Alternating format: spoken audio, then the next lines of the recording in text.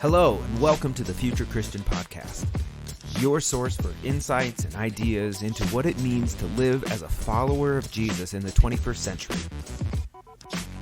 At the Future Christian Podcast, we talk to pastors, authors, and other faith leaders for helpful advice and practical wisdom to help you and your community of faith walk boldly into the future. Here's your host, Lauren Richmond Jr.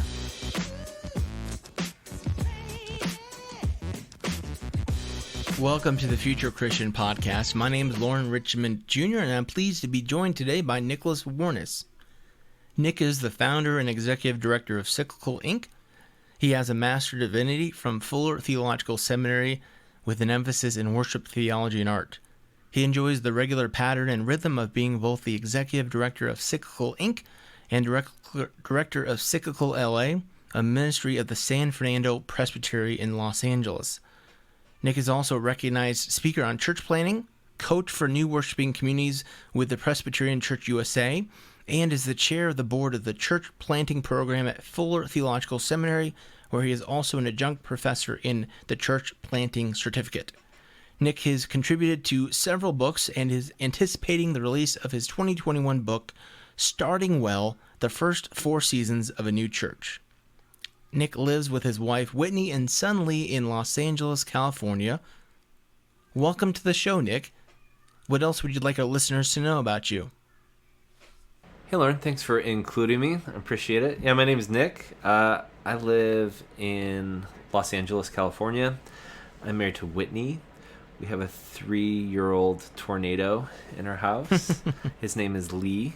That's actually my second vocation, I figured out, Lauren, is cleaning up after my kid. Oh, man, so yeah. Once the 6,000 emails are done, just walk around and clean stuff up off the floor. It's fantastic. I'm fresh off of vacation, feeling good and ready to chat. My brain's a little less fuzzy than it was before the vacation. Sorry to our Cyclical Podcast listeners for those last couple episodes. A little fuzzy brain in there. And yeah, I'm always happy to talk about the future of the church. I think it's a really important conversation, especially as we move through and out of COVID. And couldn't be more humbled than to be with you here today. Awesome. Thanks for being here. Talk a little bit about your journey of faith, kind of what coming to faith looked like, and then what it looks like today. I grew up in a nominally Christian family in Grand Rapids, Michigan, where there's a whole bunch of Dutch folks who would identify as Christian there. I always say I grew up in the first kind of post-Christian generation in Grand Rapids, Michigan. We hung out with probably 25 families through my time in middle school, high school, beyond, and very few, if any, would have identified as Christian that time. I heard about Jesus at a Young Life camp through some relationships that I had with Young Life leaders. Appreciated that very much. And that was really key to my faith journey. And then some other key moments. I saw you've had Brian McLaren on this podcast. His book, A New Kind of Christian, really helped me through my expertise as a 20-year-old in the faith. So I knew everything when I was 20. And then his book, A New Kind of Christian, that series, Generous Orthodoxy, helped me through that. And then Fuller Seminary was key. I became a member at a church for the first time while I was at Fuller Seminary. My time at Glendale Presbyterian Church was really important to my faith formation. And then, obviously, getting to journey with my wife. We got married, we were pretty young. Whitney was 21, I was 23. Yeah. So we kind of grew up together in a lot of ways. And learning about faith with her has been a really important part of my life. Yeah, that's interesting. I was very young also when my wife and I got married. I was 21, almost 22. My wife was 20. So it's kind of like, wow. I don't necessarily recommend it for others. Right. But do you all like the same foods as well? Because we now like the same foods we didn't used to because we just grew up on our palates together. Oh, that's interesting. That is such a good question. I mean, when I was a kid, my father doesn't like any kind of flavor, to be frank. God, I'll pray for him. Yeah. So to me, I still very much am a plain, plus we were kind of low income. So going out to McDonald's was a big deal for us. Yes, right. So I eat us way too much McDonald's because I can today. Right. But this interview is about you, not me. You don't want to talk about a sausage McMuffin for an hour? It sounds really fun. That's what I had for breakfast with egg. So, Nice. I won't tell. Oh, you just told everyone on your public podcast. That's right. well, yeah. What spiritual practices have you developed that have been meaningful for you? You might recommend to others. That's a good question. Do you ask this of everyone, this question? Yes. Nice. Good for you. Very thoughtful. Very thoughtful. Being a Young Life kid, we were taught kind of the cliches early on, like read the Bible and journal and have quiet time. One of those three have lasted and connected with me, I would say, and have been grateful to learn about other disciplines to engage in. So, yeah, I wake up early. I go to bed early, and I wake up early, and I read in the morning. Books and Bible are a big part of my morning. Appreciate that. And then lots of yoga that follows right after. So the best morning is like my kid wakes up at 7. I wake up at 5, do books, Bible, a little workout yoga, and then start plowing into emails. And then my kid wakes up and go from there. Those morning disciplines are important. I do these things that have become an important rhythm in the lives of a bunch of church planters that I work with called Work Hard, Play Hard retreats. Oh, I want to hear about that. We go up into the woods, and we all have projects. A lot of them are authors, and a lot of them are church planters. And we just work really hard until 5 o'clock. And the rule is if anyone wants to collaborate with you, you have to collaborate with them in the moment. So you get all sorts of collaboration partners, and then we end at 5 o'clock and pour the wine, get the steak out, do that kind of thing. So that's been an important rhythm in my life. And then the practice of community is really important too. So in COVID, I'm a flaming extrovert. And that was pretty painful. A lot of my friends who are introverts had mastered the art of social distancing way previous to COVID. I'm the opposite of that. So once I figured out I could have a little pod in our backyard, that was really helpful for me. So I have 2 friends in particular that I love staying up late into the evening with and talking about life and accountability.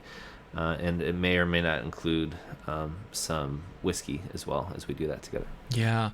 Well, first of all, when is your next Work Hard, Play Hard retreat? Because I need to be a part of that. Well, we're actually expanding it out. This is great. My colleagues will be so proud of me. We're taking this idea and we're expanding it out to Joshua Tree in November. So we're planning the next Cyclical conference, and we're like, no one wants to go to a conference right now. I don't want to go to a conference, especially if it's going to be online. Yeah. Last thing ever I want to do.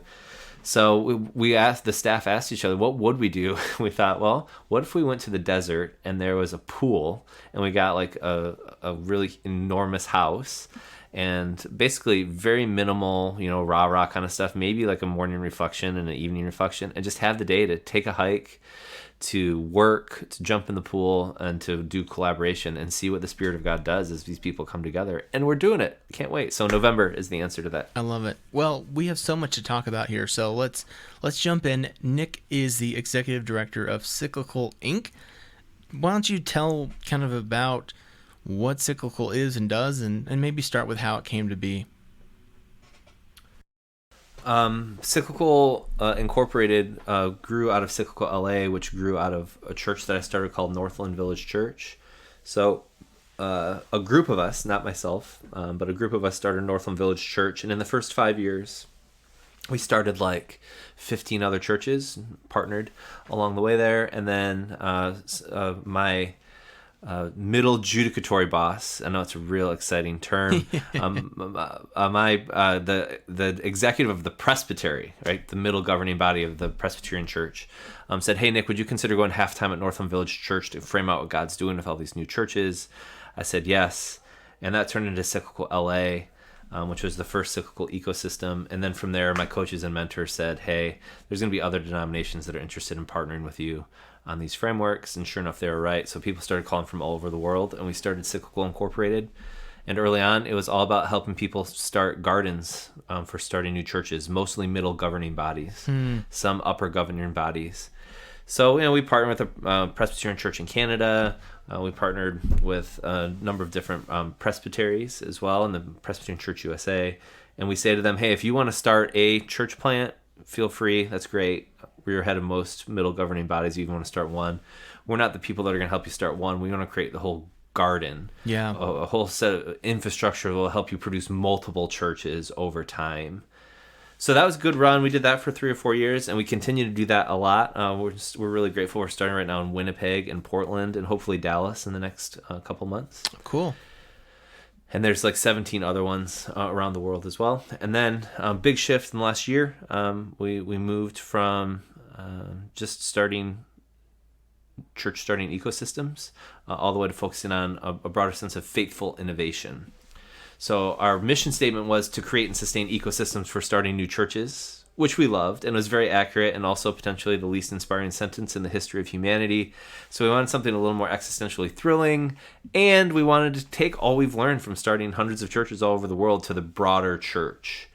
So now we went to that Simon Sinek's Why, How, What, the golden 3 circles. I don't know if you're familiar with that. A little bit. But we shifted from a mission statement to a why statement.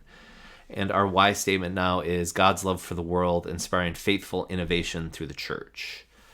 So how will we do faithful innovation? Well, certainly we're going to keep starting ecosystems all over the world. Mm-hmm. But we're also going to do faithful innovation through our publishing company that we started. We're starting Cyclical Social Enterprise as we speak, which is going to be a mutual disciple-making network for CEOs and executive directors. Love it. Starting Cyclical Succession, which is all about helping churches at the end of their life cycle, how to transition well. And then Cyclical Full Circle, which is working with existing churches for the purposes of better engaging their neighbors through innovative practices. So those are all coming, and it's been quite a ride. Well, I love it all. I want to just ask you about all that stuff, but I know we don't have time for it. I want to particularly point out the word you used, infrastructure. I say this as someone who has tried and failed. I'm not afraid to own that and laugh about it through part of the grieving process, to be frank, of a new church. And one of the things that I most noticed, what really just frankly killed me in many ways, was a lack of infrastructure. Sure. And I recently had to read a book as part of a business class I'm taking called The E-Myth by Michael Gerber. I don't know if you're familiar with that, or our listeners are. I'm not familiar, no. But it's all about kind of entrepreneurship, and his basic point is what kills the new business folks isn't a want to or an inability to do the job. It's managing the complexities of the job. So that's what I think that particularly stands out to me about y'all's work at Cyclical is building the infrastructure. I think is so important to helping people be successful. Yeah. Let's talk a little bit about some of your core values. So a couple that stood out to me right away I want to hear more about are shrewdness and autonomy. So tackle those in whatever order you want to. Yes, we started those initial 15 churches when we started Cyclical LA, and they're super diverse in how they function as church, super diverse in nationality, super diverse in ethnicity. And we did find 12 common core values in all of them, though. So that's where we came up with those core covenant values. Mm-hmm. And one of them is shrewd risk-taking. And I don't know, I think I've written some stuff about why Luke 16 and the parable of the shrewd manager is the most important church starting text in the world right now. So I can't commend that text enough, especially for people who are coming out of more privileged denominational places. Yeah. So I know you have some history with the DOC. I have some history with the Presbyterian Church USA. Mm-hmm. And those Christendom privileges are waning. Yeah. And for those who never had those privileges, please excuse those of us that did, and be ready to teach and to work with us. We have a long way to go on that. So it comes out of Luke 16, parable of the shrewd manager, moving through and out of Christendom and the privileges of Christendom, and encouraging people to get their shrewd hats on. Give me an example, and maybe give our listeners an example of a story about shrewdness in church planting. Or this for the purposes of the podcast, I guess stick to that context.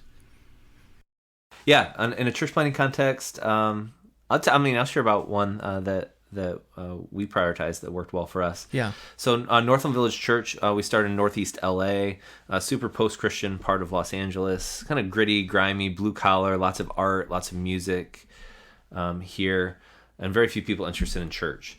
So we get to our third location. We started in the womb of our parent church, at Glendale Presbyterian Church. Then we partnered with an elementary school and met their auditorium. We were tired of setup and tear down for our events, so we wanted a full-time space. We got a full-time space. Full-time space in Los Angeles for churches is impossible because you need to be zoned as a church. And what happens is all these churches that are zoned for churches, the churches die and they're no longer churches. And so they're quick to get away from those zoning restrictions for things that aren't churches. But if you're a church trying to get into a space that is not zoned for church, it's near impossible. So the way to do it would have been to get what's called a conditional use permit for a church to rent this industrial building that we really wanted. So we didn't want to do the conditional use permit. So we said, okay, City of LA, we'll play your games with you. We'll start not just Northland Village Church, but we started the Northland Village Foundation. Mm-hmm. The Northland Village Foundation is a nonprofit that exists to give other nonprofits space for free. Yeah. So the Northland Village Foundation ended up renting the industrial building that we met at forever. And the church generously was given the space to use for free on Sundays. And for all the events we had during the week. Yeah. And Northland Village Church just generously gave the Northland Village Foundation like $4,000 a month, just to say thank you. So it just it functioned out of mutual generosity. Yeah. And got around the city's ridiculous permitting structures for churches. And as convoluted or complicated, or that might sound even a bit. Folks might be like, oh, that's a bit slimy. I mean, beyond that, it's a good idea, because I'm trying to tell this to every pastor I know. I'm literally helping my parents in their small independent Baptist church of like 15 people start a nonprofit for their food bank, for their food pantry. Sure. Absolutely. Because folks are less and less inclined to give money to a church, but they'll give money to a nonprofit. And if you've gone through all the hoops and legal stuff, like, you're as legitimate as a nonprofit as any other nonprofit out there. And like your example of Northland Village, like, yeah, if someone went and replicated that scenario somewhere else, like, yes, the church can be a tenant, but so can other like social good organizations. They can be tenants too, and you're like living out your mission in such a creative, clever way. Yeah, I appreciate you saying that. And I think you're right on. Side nonprofits as grant capturing structures economically is great. And another thing that we're now moving toward is Cyclical Incorporated is a nonprofit, will function as a nonprofit. You can start for-profits and put them underneath the umbrella of nonprofits and have that money funnel up. Yeah. So that's next on our radar. That's like 2023 coming from us. I mean, that gets into super technical IBID and, income. What is it? What's the word I'm thinking? It's not income before income taxes. It's You are about to go well beyond my pay grade here. You can ask our board, though. I forget what the technical term is, but it's something about if there's income that's beyond the scope of your mission or something like that, you have to pay taxes on that. But again, yeah, like you said, like you can. This is kind of the whole social entrepreneurship model. Is you can open up a for-profit industry underneath your nonprofit. The revenues, the profits basically just need to be funneled back into the nonprofit. Right. We could spend another 30 minutes talking about social enterprise, but that's for another podcast. So, well, and I think what's important to note here too, for people who, especially those that are starting churches, the quote unquote chances, the ratio of success of people getting to full financial sustainability through passing the plate. Yeah. That ratio is going down. So we need to find other decentralized income sides to sustain our churches. Nick, I literally, because I'm such a new church nerd, I literally just did like an Excel spreadsheet on this, where I looked at like the average adult giver is $17 a week. Okay. So if you take that out to a budget of $120K, which is a very minimal budget for a church, you need $136 adults. Yeah. And that's a lot. That's a lot of for a new church, for a progressive leading church. That's a lot. So, yeah, like you said, like you've got to come up with other alternatives. Absolutely. 100%. Can't agree more. We have people selling kimchi. We have people who create experiences. Mm-hmm. We have people who have started gyms. I mean, there's so many examples of creative things people are doing. And I think being faithful as they're guided by the Holy Spirit in their various contexts. Let me ask you this then. We're getting a little off script, but thanks for going with me. Mm-hmm. I'm curious, like, what would you say is kind of like I wonder, in my context, I didn't have a building, and I felt like so many things I wanted to try to do really necessitated a building. Yeah. What are some of the things you're seeing people do either without a building, or if there's some other common element that folks are able to utilize as an asset? In church starting context? Well, in like bringing in other revenue sources. So you want to talk about value added income opportunities for people? Yeah. I mean, I kind of just flung from there a second ago with the kimchi sales. I think is important. There's this book called The Experience Economy. I'm not sure if you're familiar with it. I'll commend it to. It talks about products, goods, services, experiences, and how we're moving away from products, goods, and services and towards experiences. Yeah. And the church has a history filled and rich with creating experiences for people, from retreats to camps to classes, whatever. So yeah, a lot of people creating experiences, a lot of people creating products. We have a new worshiping community called Be Free that just graduated from Cyclical LA. They partner with Portland Gear and with Lululemon to create experiences in their stores, and then they put Be Free logos on shirts and sell them as part of their income stream. Interesting.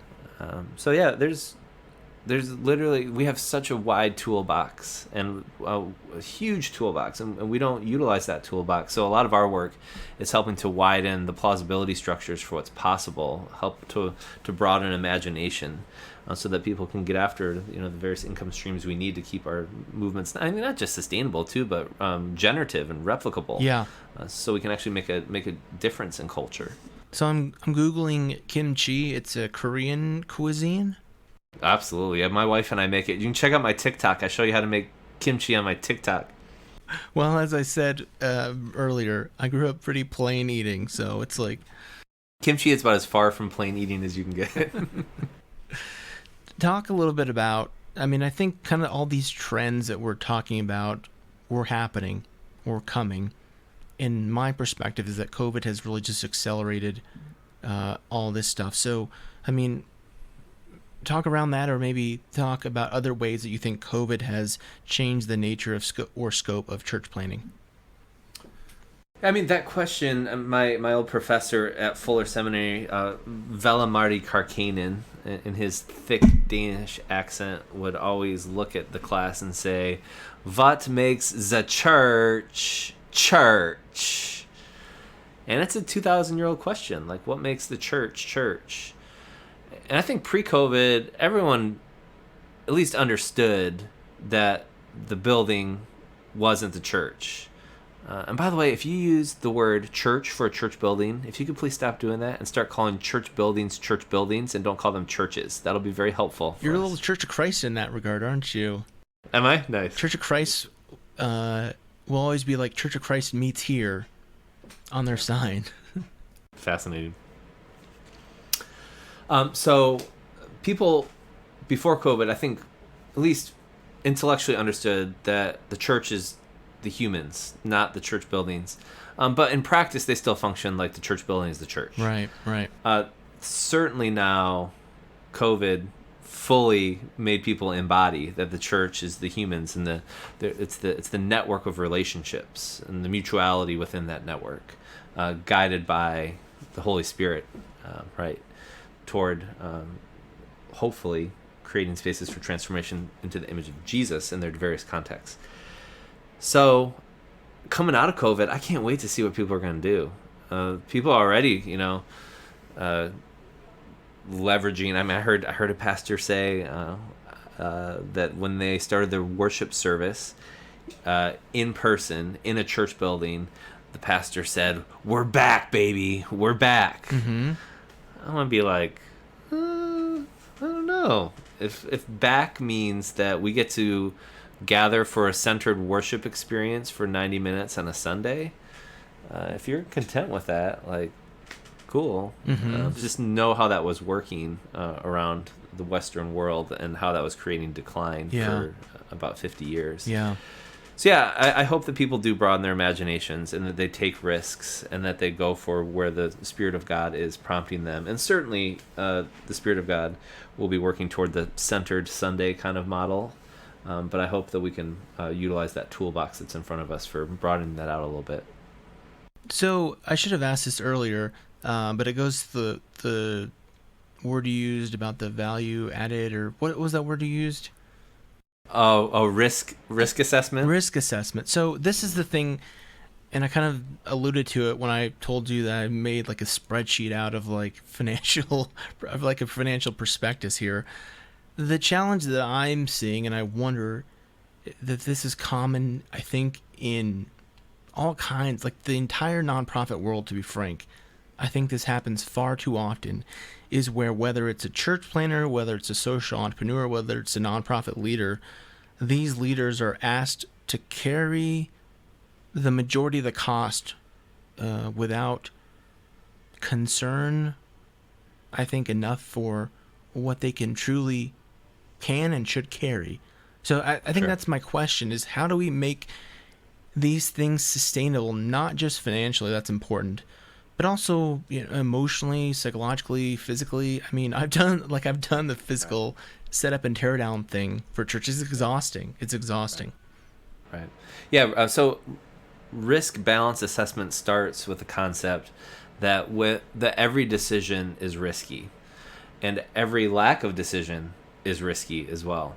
So, like for let's say Cyclical is going to work with a potential denomination. Mm-hmm. Our main competition with a denomination is that the denomination chooses to do nothing. Yeah. They can work with Cyclical. They can try and create something on their own, which they understand won't be very good, or they can do nothing. Yeah. And they need to understand that it is absolutely super risky to work with Cyclical. Yeah. It is really risky to put time, energy, effort, blood, sweat, tears into up-and-coming church starters, ecclesial innovators, however you want to say it. Mm-hmm. That is risky, and there will be likely stories that do not end in success. Yep. And there will likely be stories that end in success. Yep. On the flip side of that, if they choose to do nothing, you want to talk about risky. Yeah. That's risky. Doing nothing is risky. If we believe the church is alive, then everything that's alive starts, grows, shrinks, and eventually dies. Mm-hmm. If you choose to not start things, then you're just choosing death eventually. Yeah. It might be 5 to 50 years from now, but we need to start new things. So yeah, risk balance assessment. So then how do we, for the individual, right? For your listeners, for people who are making decisions, I cannot recommend a book enough. It's going to be a little edgy on the suggestion. Yeah. But there's this book called Thinking in Bets by Annie Duke. Famous poker player. Yep, she's the most famous poker player who identifies as female. I tried to get her on the Cyclical podcast, and she never responded. I was a little frustrated by that. Just saying. I love that. I love going for that, though. Gotta take risks. There we go. Yeah, and that was an easy risk, right? I mean, the risk is she says no. Like, okay, cool. But she does talk about thinking in ratios when you're doing risk assessment, and she ties it to playing poker. Mm-hmm. And then she does great work too on outcome junkies and how outcome junkies are a problem. So if you're obsessed with the outcome, you become an outcome junkie, and there's a great risk to being an outcome junkie. So yeah, I would commend that book a lot for people who want to measure risk. So she would say, so for instance, I'll try and do it really quickly. Yeah. For people who want to take a risk, if you're going to take a risk, and let's just say you have 100 poker chips, mm-hmm. and you're going to bet 100, you're going to go all in on that, and the only return on that is like 10 poker chips, that's a stupid risk. Don't do that risk. But if you can take a risk where you can spend 10 poker chips and you could potentially get 100 poker chips on that risk, that's a risk worth taking. Mm-hmm. The outcome junkie would come in and say, well, we bet 10 and we didn't get the results we wanted. The better innovative leader would say, no, that was a good risk because we could have gotten 10x and we're going to get it again. We're going to try that again. And eventually we're going to land one of those and then we're going to scale from there. So you kind of intersect that with Eric Ries and the lean startup, and you have a really good foundation for risk assessment and how to balance that in your life. You know, a couple things stand out to me from that is I think of like Shark Tank, like Mark Cuban and those folks. Yep. And like sometimes some of the things they invest in, you're just like, that's stupid. Like that doesn't have a shot. Right. But to them, they're taking so many risks and they're doing it in a way they're not like betting their fortune on a beer koozie was one I saw. Right. Like they're throwing a little bit of money at it, and if it doesn't work, it doesn't work. And they'll say, hey, that was a good risk. And I think for one of the things that I told myself was like, I think it was like Thomas Edison or something, who was like, you know, I've learned always not to create a light bulb or something like that. Like, I think that's the way you have to be. And conversely, like I said, like in my context, like my church, the established church down the street has a better chance of existing in 5 years than my church, but I probably have a better church of existing in 10 years than that church. Well said. I like that. Yeah, I like that. Now, unfortunately, neither is true, but that's another conversation. Mm-hmm. But this is great stuff here. What do you see, I guess, as, and I think this is kind of contextual to everything we've been talking about, you've been talking about. What do you see as the future of church planting? Well, I'm biased, so that should be named. Yeah. But the next book I'm doing functions at the intersection of post-colonial, post-industrial, and highly pneumatological church planting. And I do think that's the future. So post-colonial, I think, speaks for itself, right? I mean, so many of the church planting efforts that have existed in the United States of America have been steeped in colonialism. Yeah. Anything from Spanish colonialism and starting all the churches. What are they called? The California, the missions. Missions, yeah. Right, the missions. So that's industrial model church planting. Go in, convert people not just to Jesus but to Spanish culture. Yeah. And then build a building called a mission, and then try and convert more people to that same culture. So yeah, anything from that to the colonial nature of launch large models of church planting today. Yeah. Where you're trying to convert people not just to Jesus, but to the larger culture of evangelicalism. So there's that. That one's self-explanatory. Post-industrial, I think, is really important. A lot of people will just follow equations when they try and start churches. Yeah. They'll be given an equation from an outside group. Yep. Do this, do this, do this. A plus B plus C, and you'll get D. Yeah. Unfortunately, those equations are working at lower and lower ratios. Yeah. As we move further and further away from Christendom. And I would say most importantly, those equations leave out something that I think is very important. That's the process of the Holy Spirit with the community of God's people. Yeah. So people will, instead of following the Holy Spirit, they'll follow the equation. Yeah. And with what we've been learning at Cyclical, it's actually important to follow the Holy Spirit over and against the equation. Heaven forbid. What a wild idea. So yeah, that's post-industrial. Churches that are started on assembly lines based off of suburban movement, like that's not going to be the way that we're going to go in the future. And then lastly, again, because of our post-industrial nature, we are going to need to re-embrace the Holy Spirit. So people who are following equations over and against the Holy Spirit, that's a tough way to start a church today. What does it look like in people's various contexts to follow the Holy Spirit, not just as individuals, and especially for point leaders in churches, not just as like set apart individuals because like you had the vision or something. No. Mm-hmm. This is a communal thing. How do we discern the Holy Spirit together in community for the purposes of the community that surrounds us? Yeah. So yeah, there you go. Post-colonial, post-industrial, highly pneumatological, I think would be a good start there. Highly pneumatological. I love it.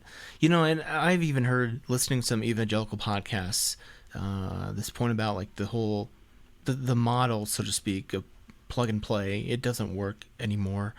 And it's so contextual that folks need to recognize the contextuality of it and realize it's like you said, it's not, you can't just plug it in and work everywhere.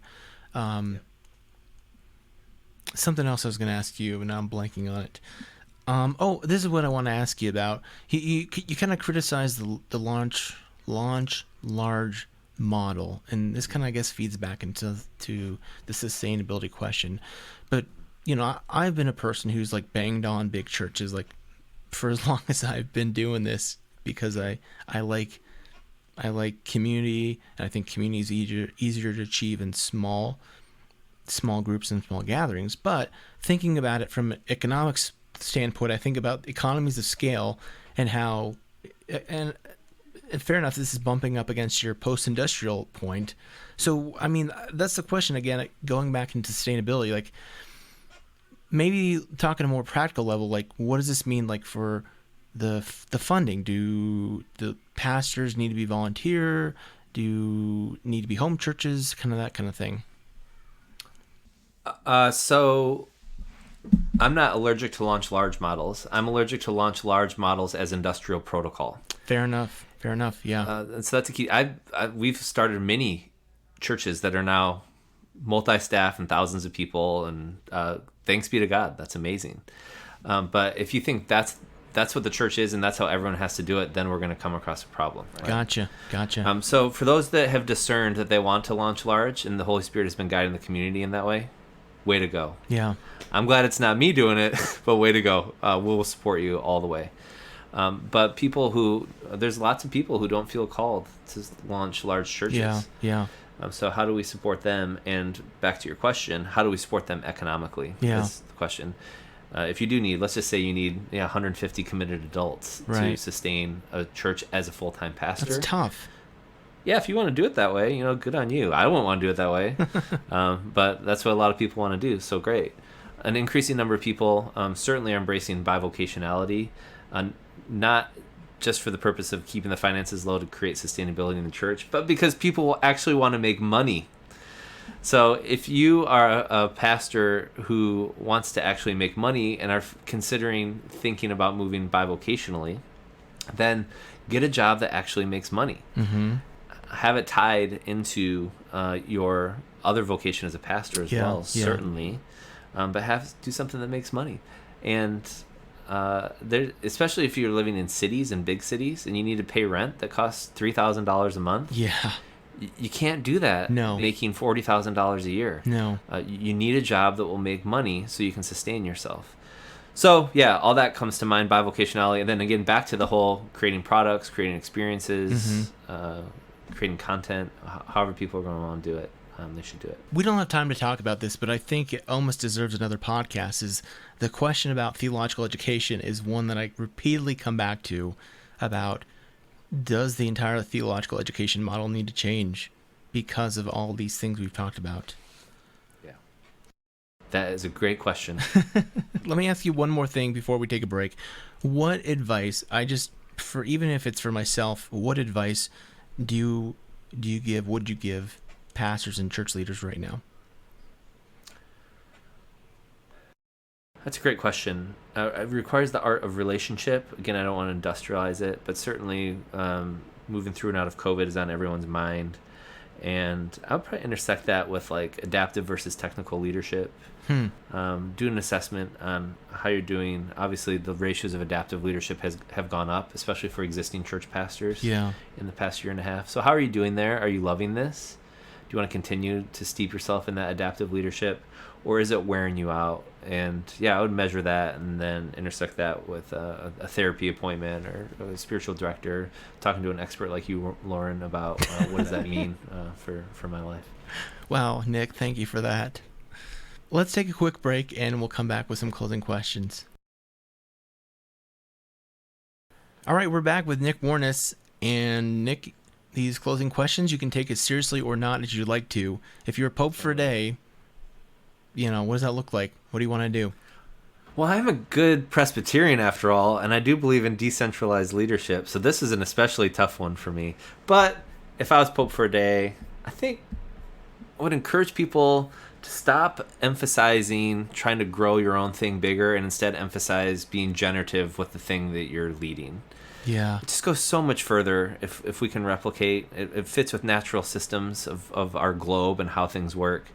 And we'll just get a lot further if we focus on generativity rather than trying to grow our own thing bigger. I love it. I would say, Nick, I've had several people answer abolish the papacy. That's a good one. I like that. I'm for that too. Or just allow women to lead. That would be helpful. To start. A theologian or historical Christian figure you'd want to meet or bring back to life. You know who's really influential on me that I'm just remembering right now as I reflect on this question? That's Miroslav Volf. Okay. That book, Exclusion and Embrace, literally changed my life and has set a pathway toward just being maybe a little too obsessed with reconciliation. Probably talk to my therapist about that and why that is. But yeah, his work on exclusion and embrace and developing a theology of reconciliation has really pointed me in the direction of for why I think all the things that I do. Well, there's 3 books like I've got to check out, let alone, Simon Sinek, start with a Y. His stuff is so good. Oh, so good. What do you think history will remember from our current time and place?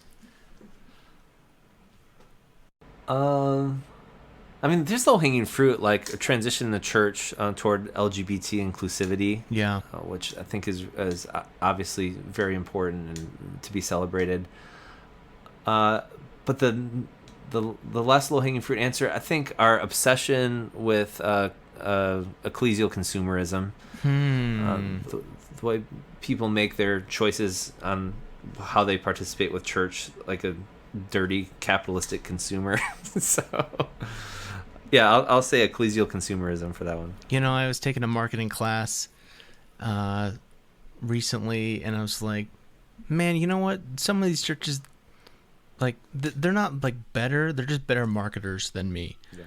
And whatever, that's another conversation. Let me ask you this. I'm going off script here. Sure.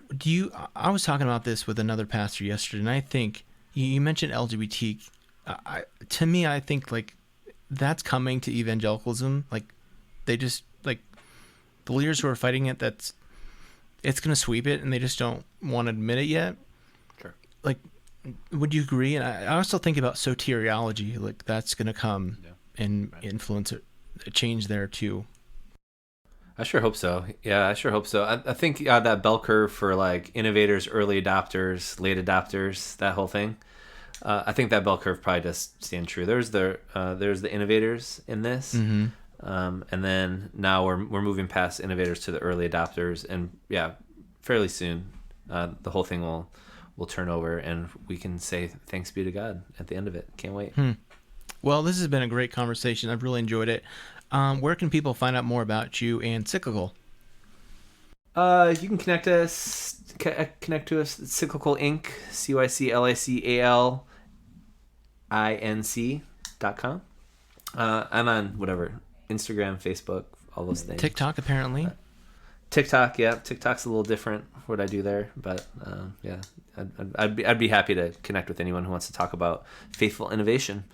And we have a whole staff of people that are ready to join you and helping you create whatever you'd like to create. And we'd love to join you in that.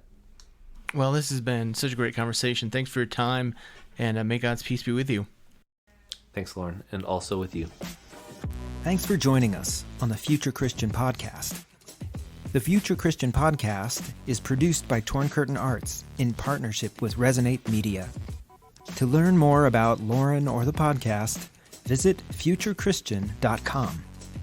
If you've enjoyed the show and you think it would be valuable for others to hear, subscribe to the podcast and leave a review.